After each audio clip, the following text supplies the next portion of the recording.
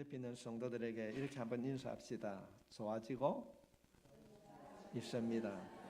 잘 때 가고 있습니다. 좋아지고 있고 잘 때 가고 있습니다. 그런데 우리가 좋아지는 그 삶을 믿음의 눈으로 바라보고 그 길을 걸어가는데 우리들에게는 예기치 않는 일들이 우리를 힘들게 합니다. 그것이 바로 우리가 말하고 있는 고난과 시련일 것입니다. 이 고난과 시련이라고 하는 것은 믿는 자나 믿지 않는 자나 젊은 사람이나 나이가 든 사람이나 누구에게나 찾아옵니다. 선한 자나 악한 자나. 특별히 우리가 믿는 우리들이 시련을 당할 때 우리의 마음속에 어떤 생각이 듭니까? 하나님은 살아 계시는가? 진짜인가? 정말로 하나님이 살아계시다고 한다면 내 입술로 내가 예수를 믿는다고 고백하는데 어떻게 이런 일들이 나에게 일어나는가? 그런 의문을 가지게 되면 믿음이 약한 자들은 신앙의 태보를 가져오고 아니 좀 더 심한 사람은 믿음을 잃어버리게 됩니다.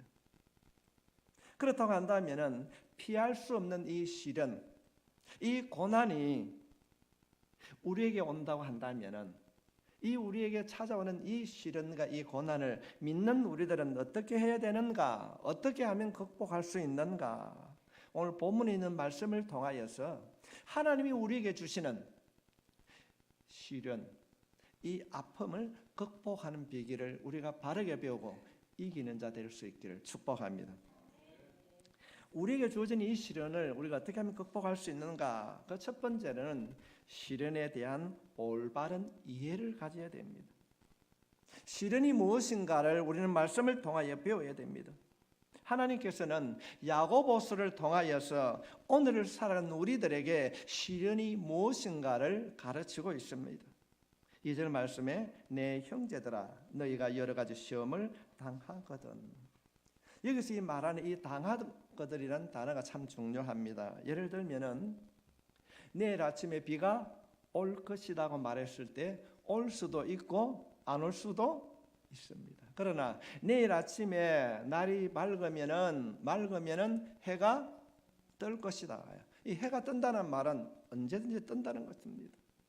비가 오거든 하면 올 수도 있고 안 올 수도 있지만은 해가 뜬다는 말은 반드시 뜬 것입니다. 이처럼 주님께서 말씀하시는 이 말씀이 뭔가 하면은 시험은 반드시 우리에게 찾아온다는 것입니다. 반드시 찾아오는 이 아픔과 시련. 그렇다고 한다면 우리는 어떻게 생각해야 되는가? 하나님께서 주신 교훈을 배워야 될 줄로 믿습니다. 반드시 시련은 오게 되어 있다. 어떤 형체로 언제 어떻게 올지는 모르지만은 우리의 믿는 우리에게도 우리의 삶에도 시련은 반드시 온다는 것입니다. 그러므로 시련이 찾아왔을 때에 이상하게 생각하지 말아야 됩니다. 또 하나는 하나님께서는 우리에게 이 시련을 통하여서 믿음의 성숙을 가져온다는 것입니다. 우리의 잘못된 믿음을 바르게 다듬어 주신다는 것입니다. 3절로부터 4절에 있는 말씀을 보면은 이는 너희의 믿음의 시련이 인내를 만들어내는 줄 너희가 알미라.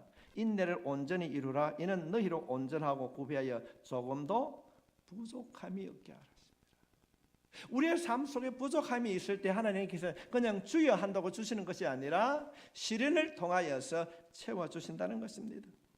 왜 하나님은 믿는 우리들에게 시련을 허용하는가? 허용해 주시는가?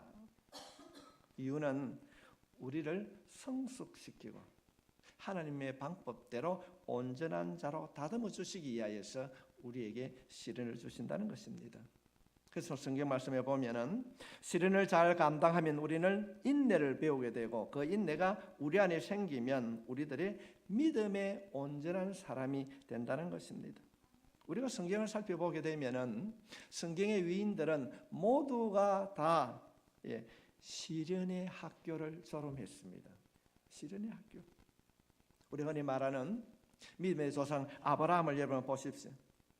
75세에 하나님의 부르심을 받았습니다. 그런데 그가 그 약속한 아들을 언제 얻게 되는가? 100세에 받게 됩니다. 25년이라는 시간이 기다렸습니다. 얼마나 어렵고 힘들었을까요? 우리의 육체적인 생각으로는 이루어질 수 없습니다. 경수가 끊어진 지 오래되었다. 이 말은 그가 얼마나 어렵고 힘이 들었는가를 우리가 생각해 볼 수 있습니다. 그 시련을, 그 아픔의 학교를 거쳐서 그는 아들을 얻게 되고 믿음의 조상이 되었습니다. 그런가 하면은 모세는 어떻습니까? 모세는 하나님의 사역을 위하여서 40세에 하나님의 부르심을 받았습니다. 그는 하나님의 부르심을 받았지만은 실패하고 그 이후 40년을 강야에서 양을 치는 목동으로 힘든 삶을 살았습니다.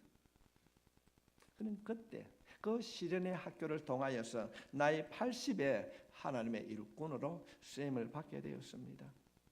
그런가 하면은 총리 요셉은 어떻습니까? 25년 동안 그런 시련을 당합니다.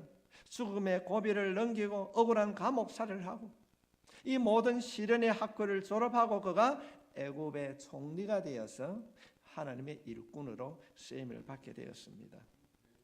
그렇다고 한다면 성도 여러분, 하나님은 왜 우리의 인생에, 아니 내 인생에, 내 삶에 이런 시련을 주시는가? 하나님께서는 여러분이 미워서, 여러분이 잘못했기 때문에 여러분을 징계하는 의미에서 시련을 주는 것이 아닙니다. 시련을 통하여서 우리를 다듬고 변화시켜서 온전한 믿음의 사람으로 거듭나기 위하여서 시련을 허락해 주시는 줄 믿습니다.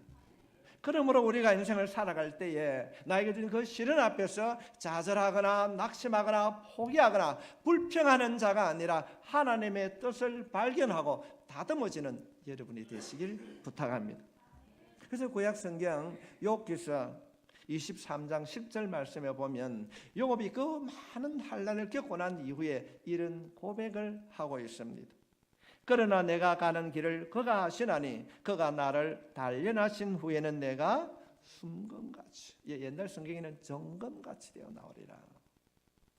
내가 비록 지금은 어렵고 힘이 들지만은 하나님께서 이 시련을 통하여서, 이 아픔을 통하여서 나를 단련시키고 다듬어서 하나님의 사람, 믿음의 사람으로 온전케 해주실 줄 믿습니다.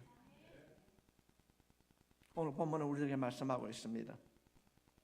하나님은 우리를 다듬는데 그 다듬는 도구가 시련이라는 것입니다.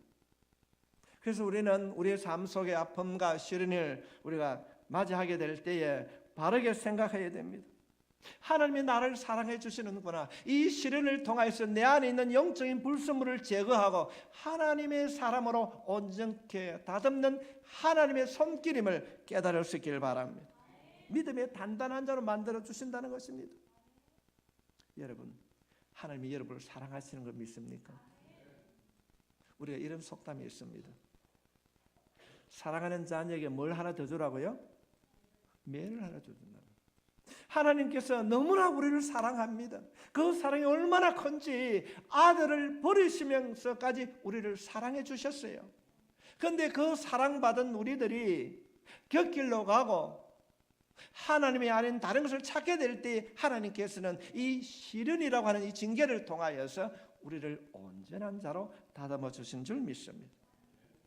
그러면 우리는 누구에게나 찾아오는 이 시련을 반드시 바르게 깨닫고 나를 다듬는 하나님의 손길임을 확신하고 불평하고 원망하지 말아야 될 줄 믿습니다. 두 번째로 우리가 시련에 대한 올바른 태도를 가져야 됩니다. 올바른 태도. 오늘 본문에 있는 말씀을 보면은 우리가 상식적으로 이해하기가 힘든 말씀이 있습니다. 2절 말씀 우리 한번 같이 읽을까요? 시작. 내 형제들아, 너희가 여러 가지 시험을 만나거든 온전히 기쁘게 여기라. 여러분 이해가 됩니까?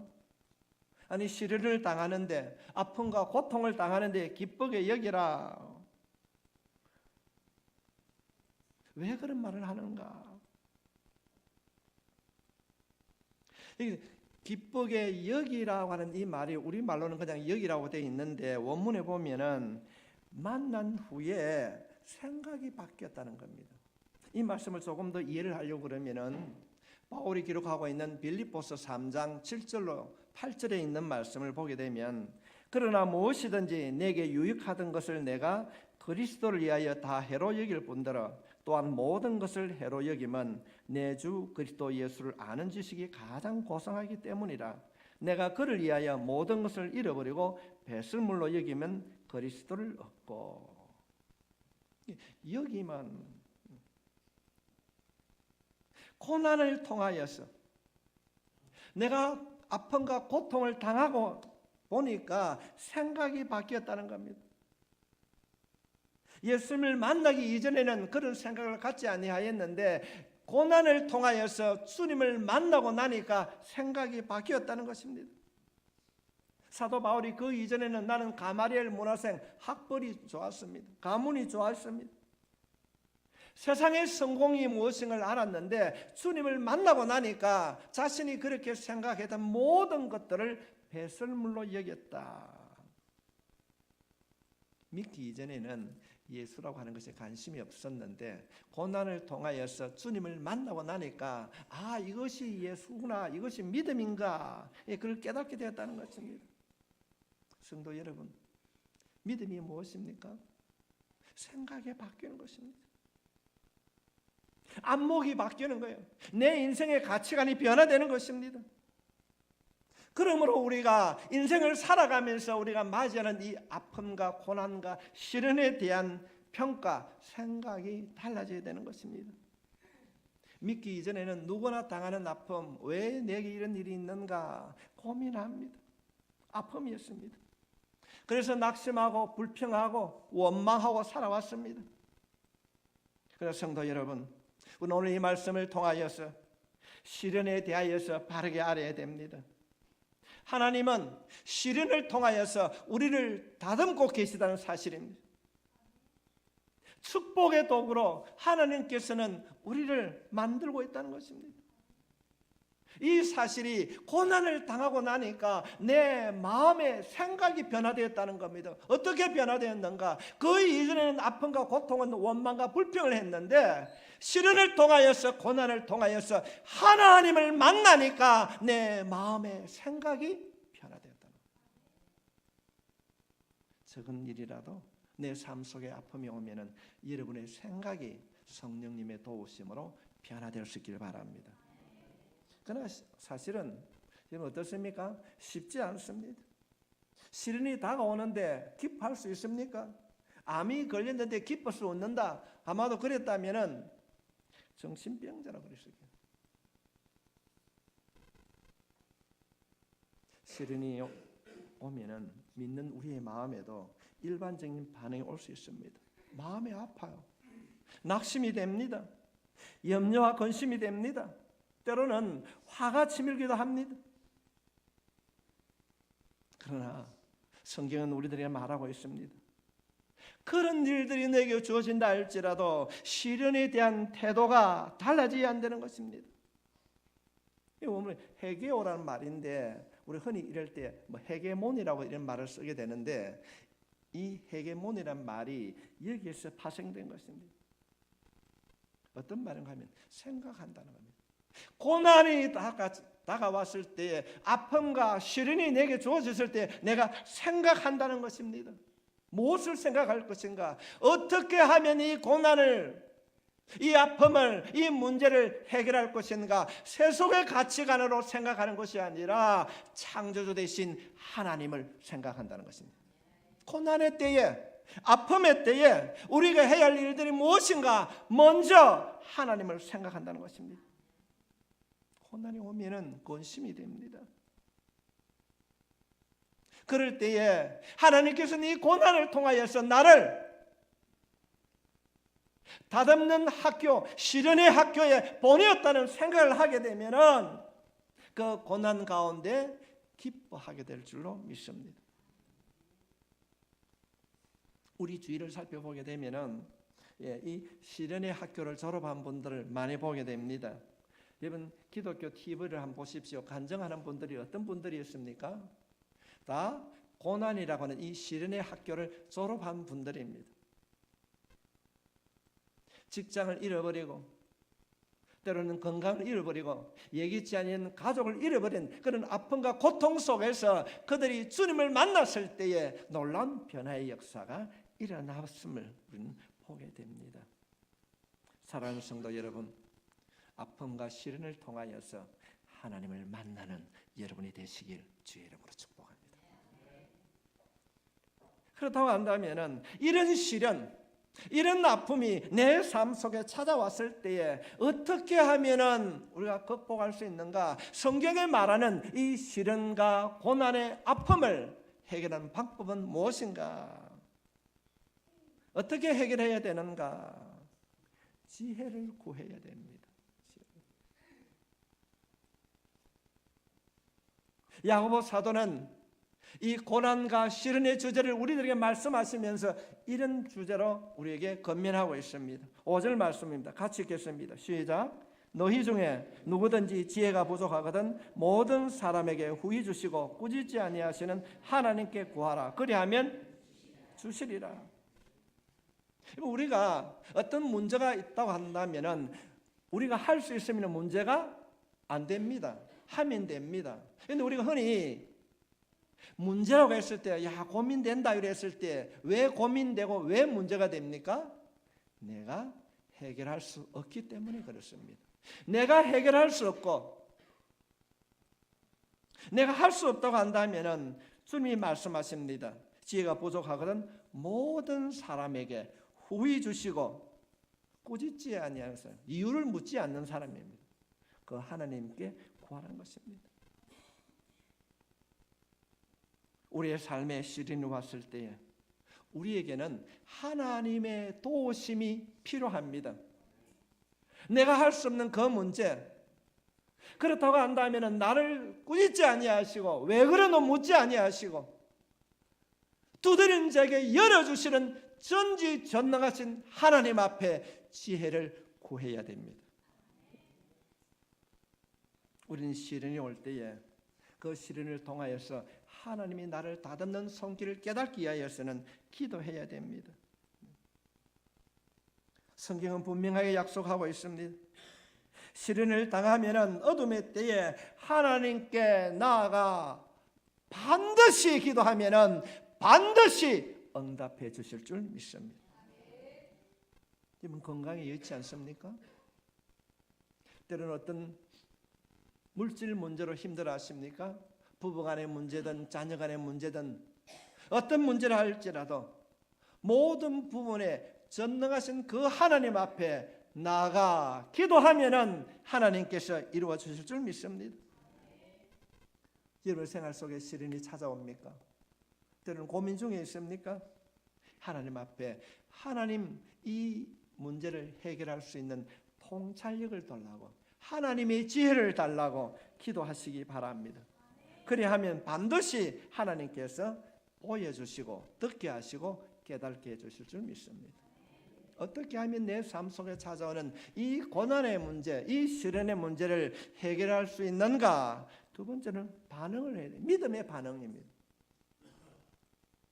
6절로부터 8절에 있는 말씀에 보면은 오직 믿음으로 구하고 조금도 의심하지 말라. 의심하는 자는 마치 바람에 밀려 요동하는 바다 물길 같으니 이런 사람은 무엇이든지 죽게 얻기를 생각하지 말라. 두 마음을 품어 모든 일에 정함이 없는 자로다.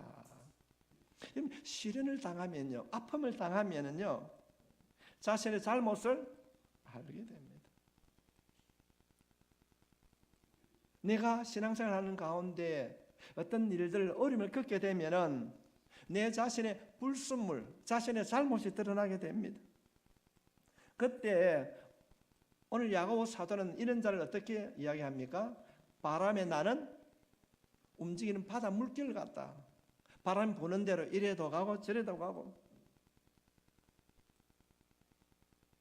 시련을 당하기 이전은 믿는 것 같기도 하고 믿지 아니한 것 같기도 하고. 그런데 그 시련을 통하여서 이것이 잘못되었다 깨닫게 되면은 하나님을 찾아야 될 줄로 믿습니다.